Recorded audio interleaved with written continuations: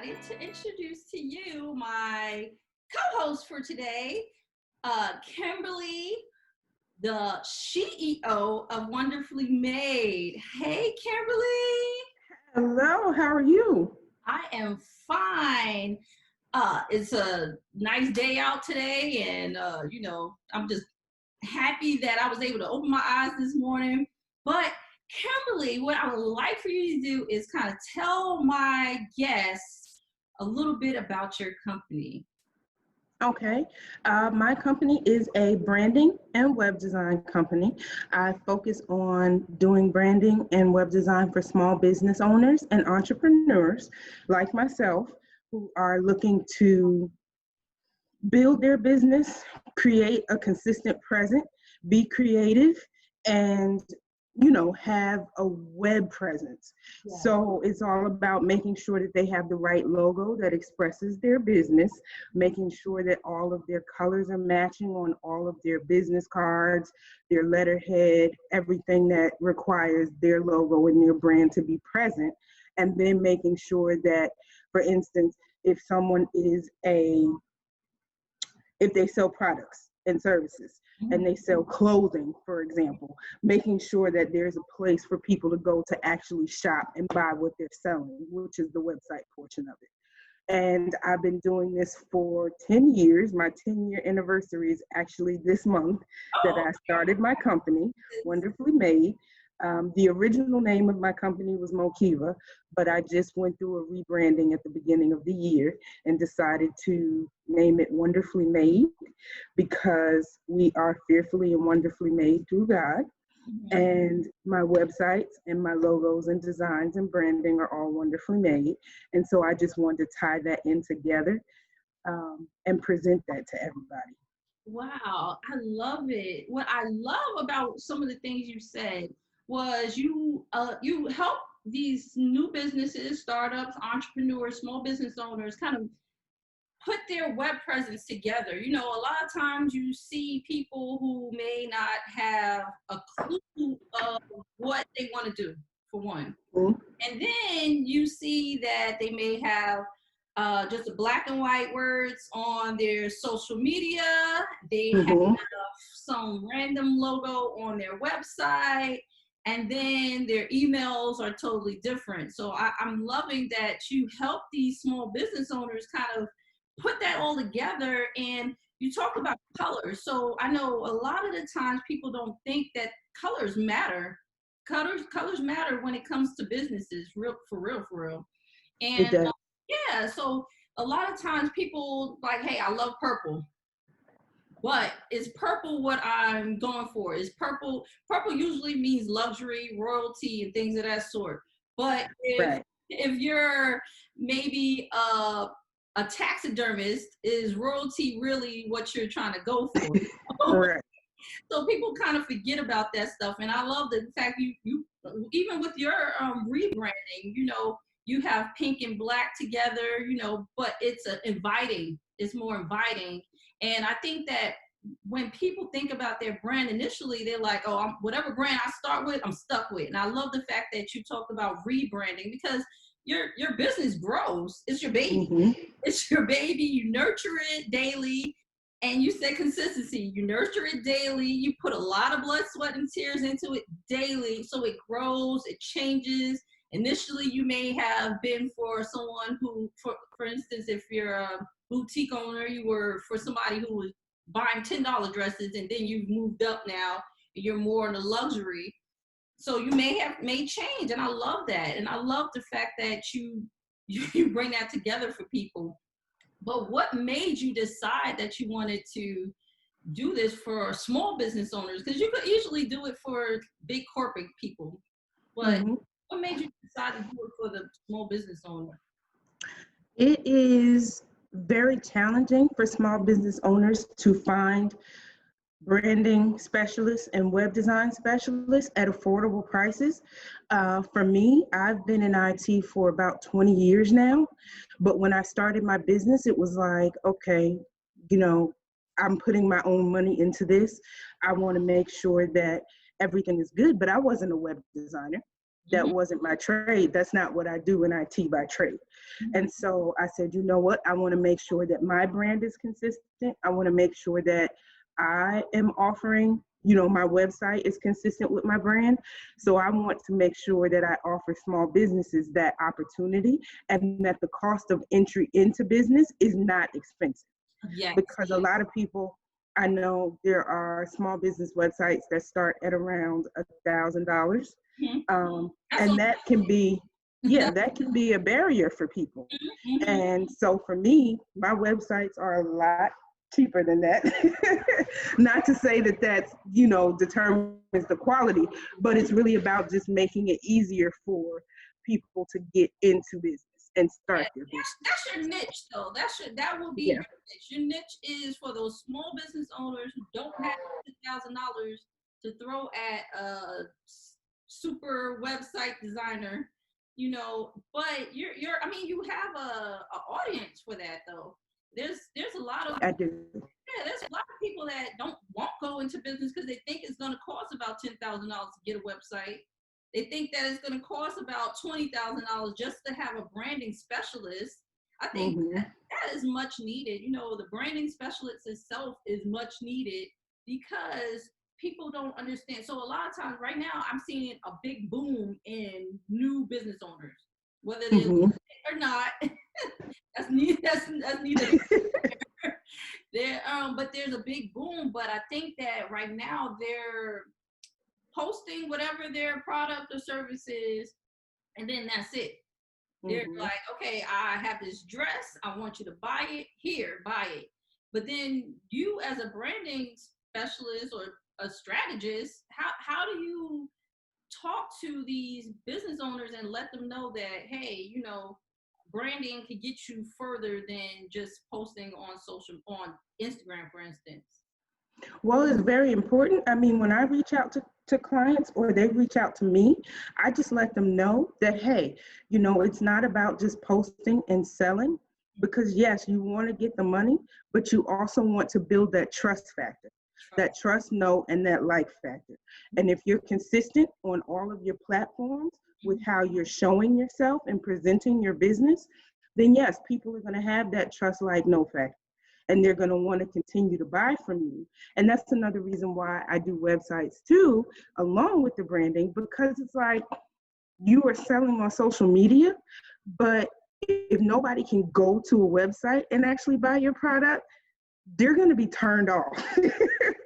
Because, I don't, a lot of times I see the advertisements on social media for people selling things, and then they don't have a website. So I'm not trusting that because I don't know what the quality is going to be. I don't know if you're going to take my money and I'm not going to get the product, so it's really about making sure that your brand is consistent across all of the platforms. If you're doing Instagram, if you're doing Facebook, however you're selling, and then making sure that you have somewhere to direct people to go to. That's a foundation where you can say, here's all my products. Let me showcase them for you along with my brand, and then you can buy. So it's really just that trust, know, and like factor that I put out there and that attracts people. I love it. Trust, know, and like. I was talking with another business owner like maybe a week or so ago, and we were talking about how people are on there scamming. And we were talking about how people are flocking to these websites. Well, they're not even websites. They're, like you said, they're just on Facebook.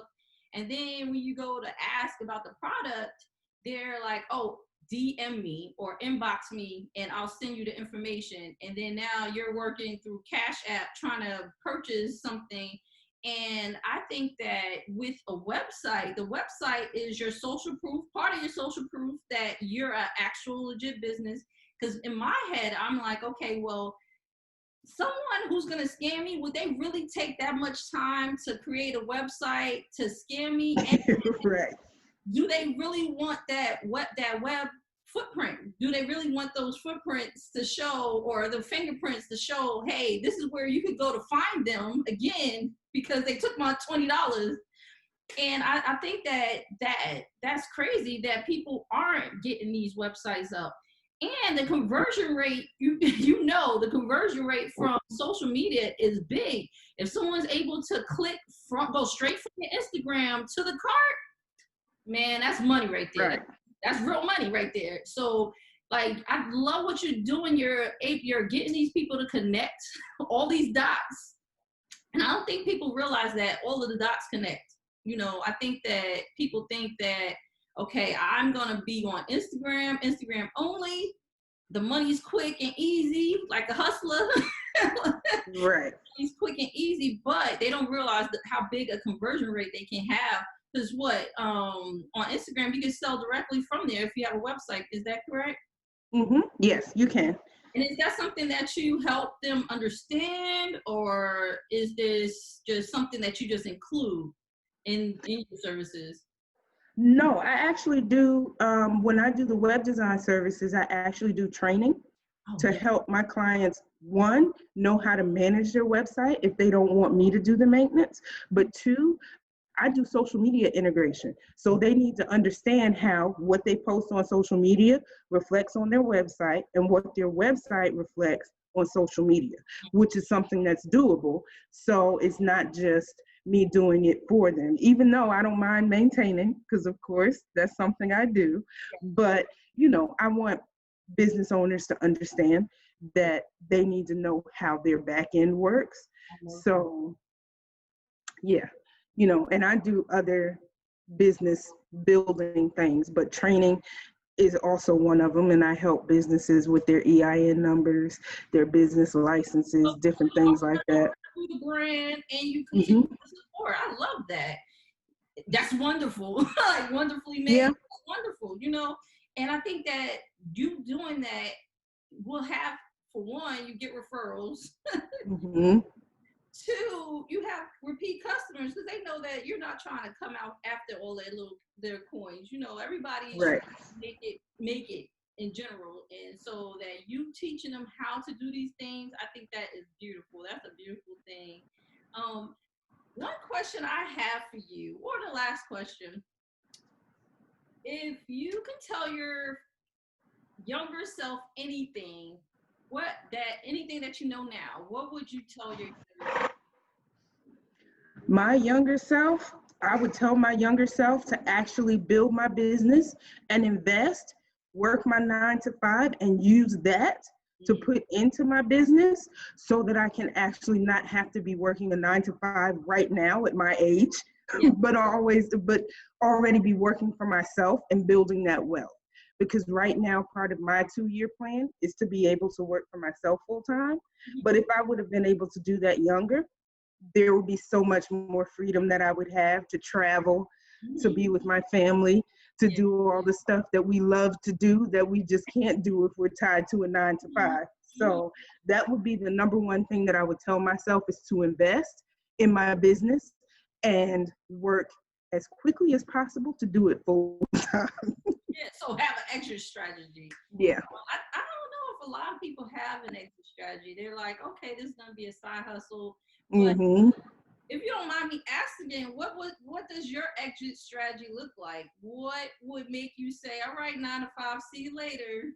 What does your exit strategy look like? My exit strategy is to make sure that I am making at least the same thing that I'm making right now with my 9 to 5.